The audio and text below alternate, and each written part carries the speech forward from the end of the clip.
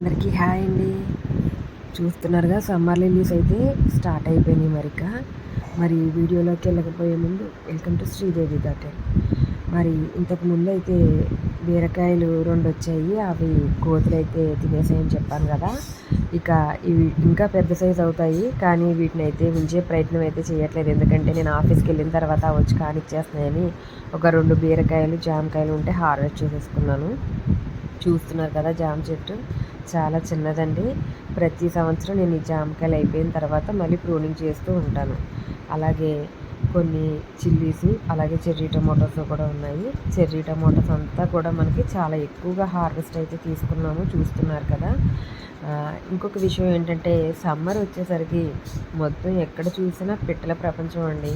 మా ఇంటి చుట్టూతా పిట్టలు అయితే తిరుగుతూ ఉంటాయి.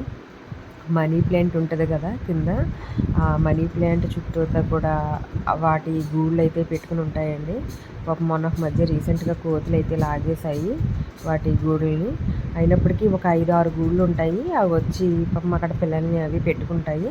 ఈ గోరింకలు అనేవి సమ్మర్లో ఎక్కువగా పిల్లల్ని పెడుతూ ఉంటాయి.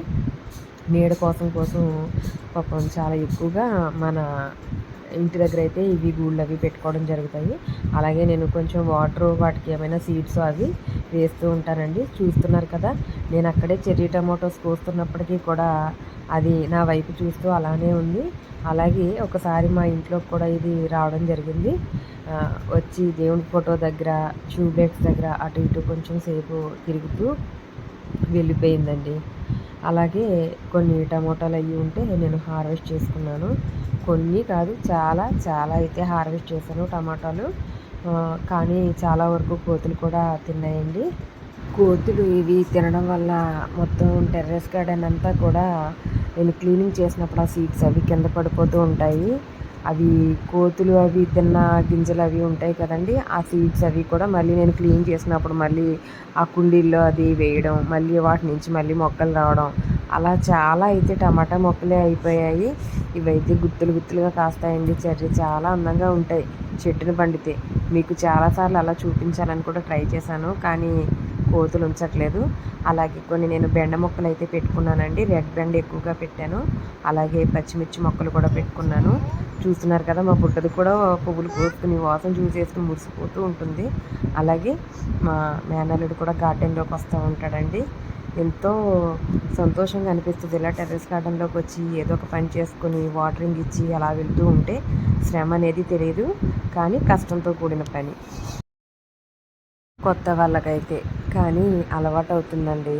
మనకి ఎంత కొత్త వాళ్ళు పెట్టినా మనం ఏవో ఒకటి సీడ్స్ అవి పెట్టడం, ఆకుకూరలు అది స్టార్ట్ చేయడం, అవి కట్ చేసుకుంటూ ఉంటాం కదా. వాటి ఆనందమే వేరు. అంటే మన చేతితో మనం పండించుకుని తిన్నది చాలా విలువగా భావిస్తూ ఉంటాము. అందుకని తప్పకుండా ఈ సమ్మర్ టైంలో ఆకుకూరలు అవి వేస్తూ ఉండండి. మీకు కూడా మెల్లమెల్లగా అలవాటు అవుతుంది. అయితే వచ్చేసాడండి మన హీరో. చూస్తున్నారు కదా, చెర్రీ టమోటాస్ అంటే వీడికి చాలా ఇష్టం. పండినట్టు కోసుకుని తినేస్తూ ఉంటాడు. చూడండి, మీకు ఒక ఫోజ్ ఇవ్వడానికి వచ్చాడు వీడియో ముందుకి. మరి అలాగే కొన్ని చిల్లీస్ అయితే ఉన్నాయి, మీకు చూపిస్తున్నాను. అయితే చిల్లీ మొక్కలు చాలా అయితే పెట్టుకున్నానండి నేను. మిరపకాయలు చాలా బాగా వస్తాయి. అక్కడక్కడ ఒక 10 మొక్కల వరకు పెట్టాను. ఒక 10 డేస్లో అలా మనం హార్వెస్ట్ చేసుకోవడానికి బాగుంటుంది. మిరప మొక్కనైతే చూస్తున్నారు కదా, వీటికి ఆకుముడత తెగులు అనేది వస్తూ ఉంటుందండి. అలా వచ్చినప్పుడు మనం పొల్లటి మజ్జిగను కొంచెం ఇంగువ, పసుపు వేసి స్ప్రే చేసినట్టయితే మనకి ఆ తెగులు అనేది పోతుంది. అలాగే మనం మొక్కలన్నిటిని కూడా ఒకే చోట పెట్టుకోవాలి అని అనుకుంటాము. అంటే పచ్చిమిర్చి అన్నీ ఒక చోట, వంగ మొక్కలన్నీ ఒక చోట, అలా కాకుండా అక్కడక్కడ పెట్టుకున్నట్టయితే తెగులు ఒకదాన్ని ఒకటి తొందరగా అంటించకుండా ఉంటాయి. అలాగే దొండపాదును కూడా చూస్తున్నారు కదా, ప్రతి సీజన్లోనూ, ఈ సీజన్ ఆ సీజను కాదండి, నిత్యం మనకు వచ్చేవి దొండకాయలు. అయితే కొంచెం సమ్మర్లో అయితే కొంచెం ఎక్కువగా మనం హార్వెస్ట్ చేసుకుంటూ ఉంటాం. ఇది కూడా కొంచెం ఎల్లో కలర్ షేడ్లోకి వచ్చేసింది అండి పాదు. అంటే ఎండ తీవ్రత ఎక్కువగా ఉంది కదా, దాని గురించి పాదు కలర్ అయితే చేంజ్ అయింది. నేను హార్వెస్ట్ చేసుకొని మళ్ళీ దీన్ని మొదలకైతే కట్ చేసుకుంటాను.